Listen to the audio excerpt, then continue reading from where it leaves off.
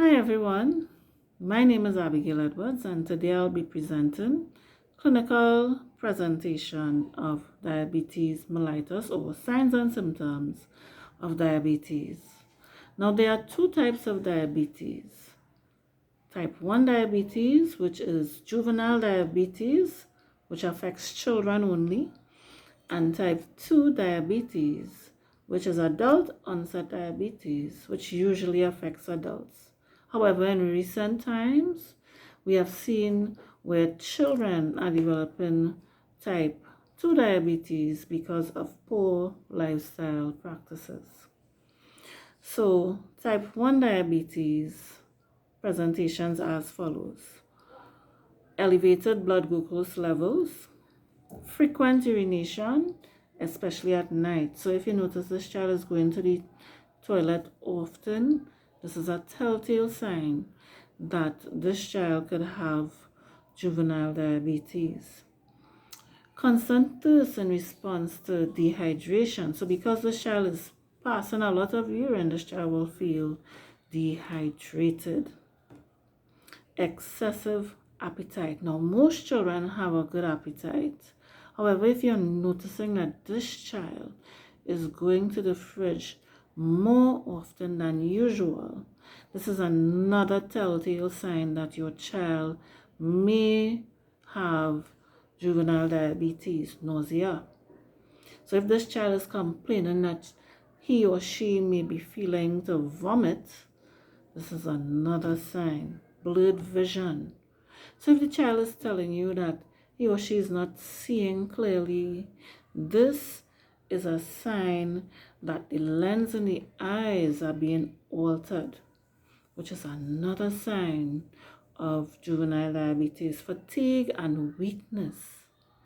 So this is caused by muscle wasting due to a depleted amount of insulin in the body, right? So the child will tell you, Mommy, I'm feeling weak. Daddy, I'm feeling weak. I'm feeling tired. Muscle cramps. And this muscle cramps is due to an electrolyte imbalance because this child is passing a lot of urine. This child is drinking a lot of water. So there's an electrolyte imbalance. All the ions like potassium and sodium, they are being depleted. So this child will experience muscle cramping. Another telltale sign is peripheral neuropathy. Now, what does that mean?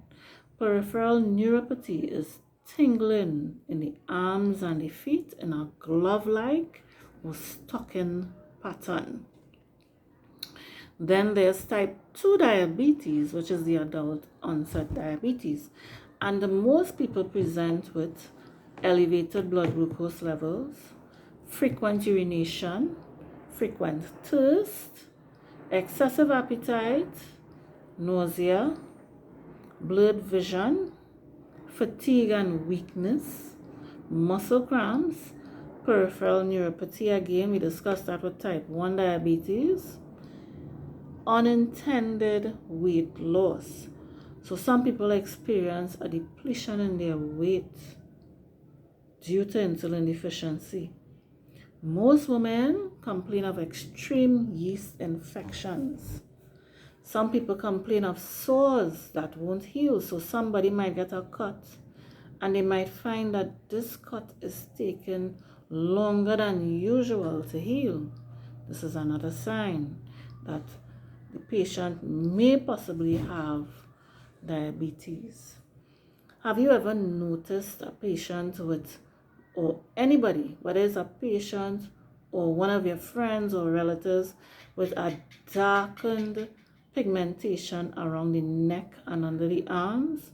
This is a sign of insulin deficiency, right? So that's type 2 diabetes. Then there's another type of diabetes, and that is called gestational diabetes. And this type of diabetes usually affects pregnant women.